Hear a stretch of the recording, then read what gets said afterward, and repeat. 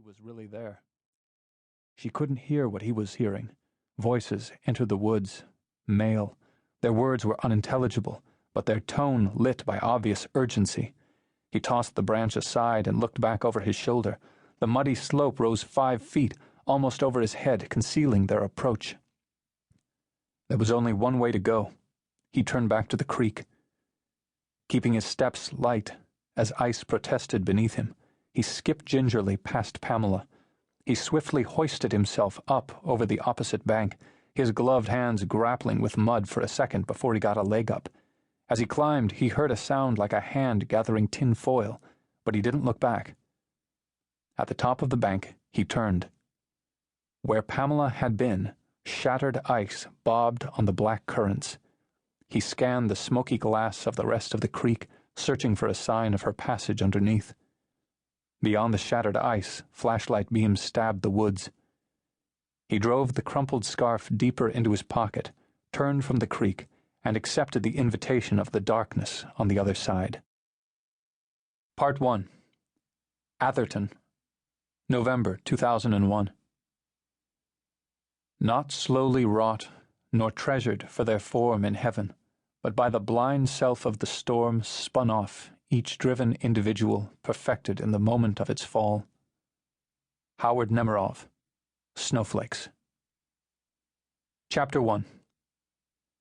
The neon yellow sign atop the Yankee Savings and Trust building flickered to life at just past 3 in the afternoon, its light-sensitive timer tripped by the tide of gray clouds advancing off the Atlantic, casting downtown into gloomy winter shade.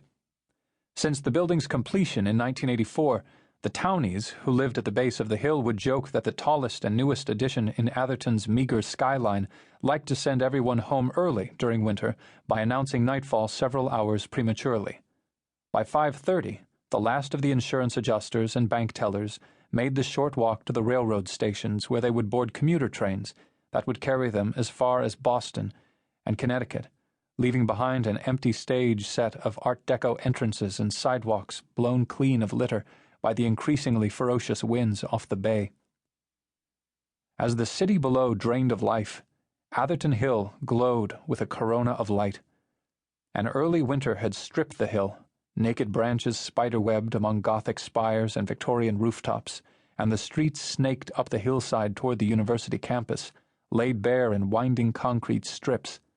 The water of the bay usually warmed any snowfall into dreary sheets of rain.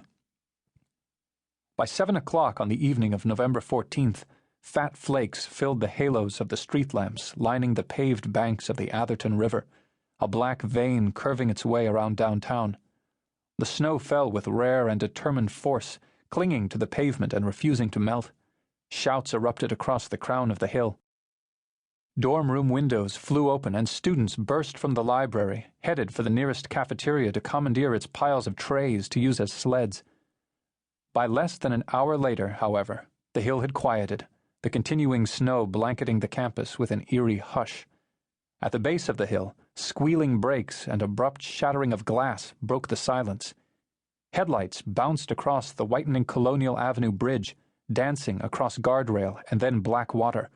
A Volvo station wagon tore through the barrier, arced silently through the air for 15 feet, and vanished. A small car stuttered to a stop, and its driver got out, slipping on the snow as he jogged breathlessly to the torn opening in the guardrail. Below, the black water of the Atherton River embraced the Volvo's upended taillights amid torn metal and ice. After the shriek of brakes and the shattered glass, the only sound now was the disgusting, rhythmic thump of air billowing out of the shattered rear window in cartoonishly large eruptions. As the man watched the car withdraw from sight, he went to brace himself against the guardrail, but retracted his hands like someone nervous of leaving his fingerprints on a murder weapon. Catherine Parker couldn't move her feet. She looked down and saw they were wedged under the wooden crossbar of the railroad tracks she had been standing next to only seconds before. She heard the mournful moan of a locomotive's horn, and then the tracks stretching out on either side of her erupted in a concert of metal against wood. She was blinded by the headlight of an approaching train, roaring toward her out of darkness that had been immaterial only seconds before.